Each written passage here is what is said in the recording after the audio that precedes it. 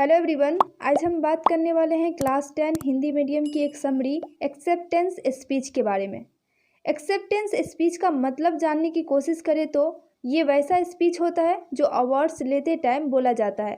मतलब कि जिसको अवार्ड्स दिया जाता है उसके द्वारा उस अवार्ड्स के लिए बोले जाने वाली स्पीच को एक्सेप्टेंस स्पीच कहते हैं।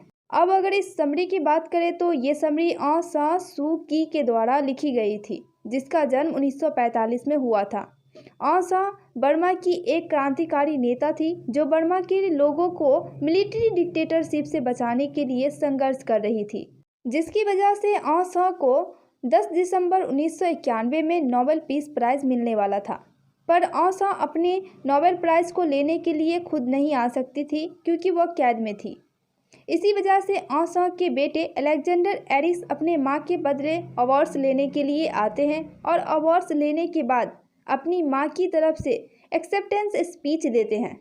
इस पूरे समरी में इसी एक्सेप्टेंस स्पीच में बोली जाने वाली बातों को बताया गया है। अलेक्जेंडर एरिस अपने स्पीच की शुरुआत करते हुए कहते हैं कि मुझे पता है मेरी मां नोबेल प्राइज़ अपने नाम पर नहीं बल्कि बर्मा के लोगों के नाम पर स्वीकार करेंगी। इससे आगे वो कहते हैं कि ये प्राइज़ बर्मा के चिल्ड्रन, वोमेन, मैन और उन सभी लोगों का है जो आज़ादी के लिए संघर्ष कर रहे हैं। ये प्राइज़ भी उसका है और ये विक्ट्री भी उसी की होगी जो बर्मा की शांति, स्वतंत्रता के लिए लंबा संघर्ष कर रहे हैं। इसके आगे अलेक्जेंडर खुद को ऑ सा का बेटा बताते हुए कहते हैं कि ऑ सा का जो भी बलिदान बर्मा के लिए है वो सिर्फ मेरी माँ का नहीं है, ये बलिदान वो सब इंसान का है जो गरीबी में रह रहे हैं।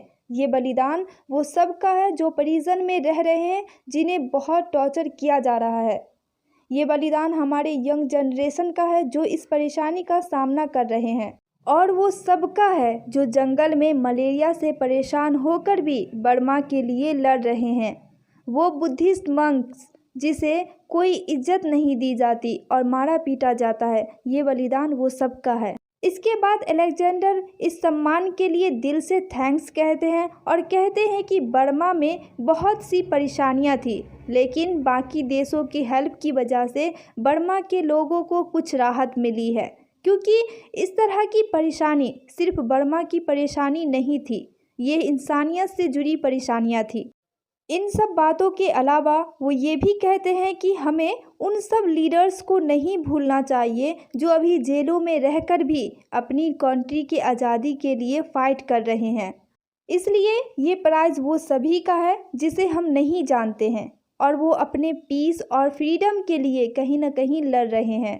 इसके बाद एरिस चेयरमैन साहब को भी थैंक्स कहते हैं और बताते हैं कि सेक्रेटरी जनरल की तरफ से जो स्टेटमेंट दिया गया था जिसमें इस अवार्ड के सिग्निफिकेंट यानी कि इम्पोर्टेंस को बताया गया था और उनकी मां को जेल से जल्द रिहाई की अपील की गई थी, उसे स्वीकार कर लिया गया है।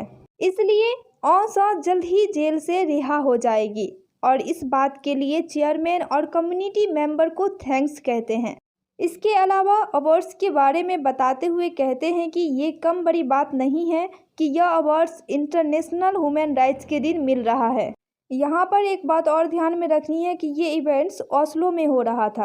इसके आगे एरिस नोबेल प्राइज़ की इम्पोर्टेंस को बताते हुए कहते हैं कि ये नोबेल प्राइज़ जो मिल रहा है इसका मतलब ही है कि हमारे कंट्री में पीस, डेमोक्रेसी, फ्रीडम जैसी चीज़ होनी चाहिए, ऐसा गुण होना चाहिए और हमें इस चीज़ में फेल नहीं होना है और मार्टिन लूथर के डिसीजन को सही करना है।